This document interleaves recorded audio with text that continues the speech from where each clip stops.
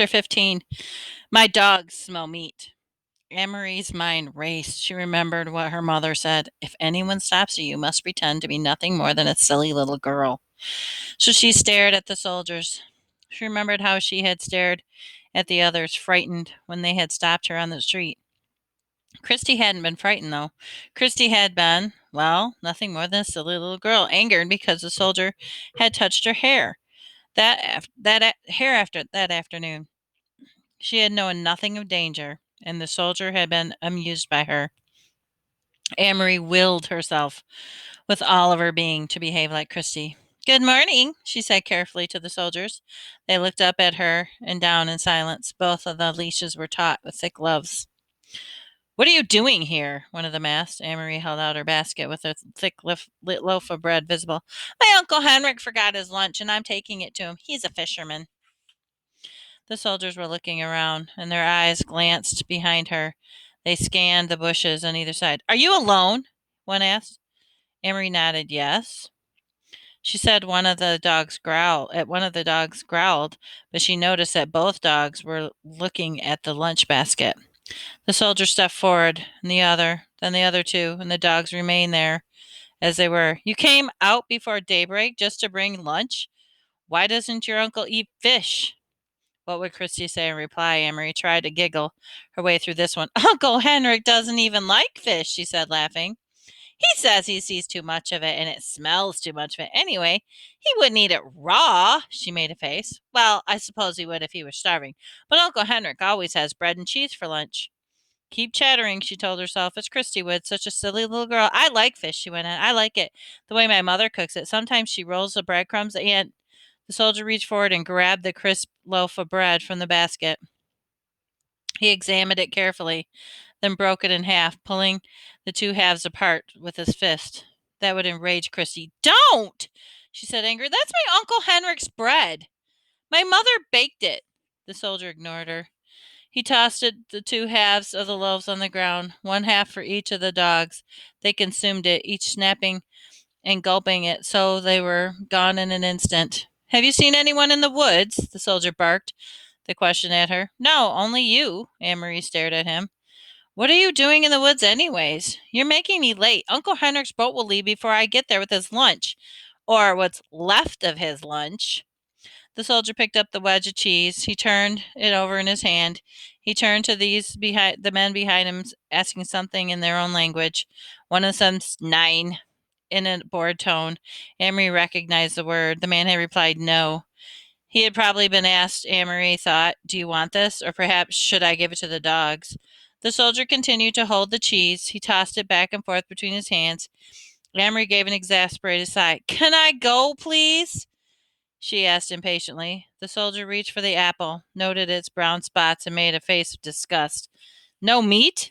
He asked, glancing at the basket, the napkin that lay at the bottom. Amory gave him a withering look. You know we have no meat, she said instantly. Your army eats all of Denmark's meat.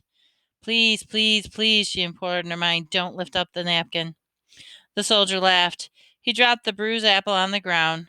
One of the dogs leaned forward, smelled it on his leash, sniffed the apple, and then stepped back, but both dogs still looked intently at the basket, their ears alert, their mouths open, saliva glistening in their smooth pink gums. My dog smells meat, the soldier said. They smell squirrels in the woods, Amory responded. You should take them hunting. The soldier reached forward with the cheese in one hand as if he were going to return it to the basket, but he didn't. Instead, he pulled out the flowered cotton napkin. Amory froze. Your uncle has pretty little lunch, the soldier said scornfully, crumpling up the napkin around the cheese in his hand. Like a woman, he added in contempt. Then his eyes locked on the basket. He handed the cheese napkin to the soldier beside him. What's this? What's at the bottom? He asked in a different, tenser tone. That would be Chris. What would Christy do? Amory stamped her foot suddenly in surprise. She began to say, I don't know, she said, her voice choked. My mother's going to be angry that you stopped me and made me late, and you've completely ruined my Uncle Henrik's lunch, and now he'll be mad at me, too. The dogs whined and struggled against the leashes and moved nosing forward to the basket. One of the older soldiers muttered something in German. The soldier took out the packet. Why is this so carefully hidden? He snapped. Emery wiped her eyes and sleeves of her sweater. It wasn't hidden. It wasn't any more than a napkin was. I don't know what it is. Then she realized it's true. She had no idea what was in that packet. The soldier tore open the paper, while below him, on the ground, the dogs remained strained and snarled, pulling against their leashes. The muscles were visible beneath their sleek, short-haired flesh. He looked inside, then glared at Amory. "Stop crying, you idiot little girl," he said harshly. "Your stupid mother has sent your uncle a handkerchief. In Germany, women have better things to do. They don't stay home humming handkerchiefs for their men." He gestured to the folded white cloth and gave her a short, caustic laugh. "At least you didn't stitch flowers on it." He flung it to the ground, still half wrapped in the paper, beside the apple. The dogs lunged, sniffed at it eagerly, and then subsided, disappointed again to go on. The soldier said.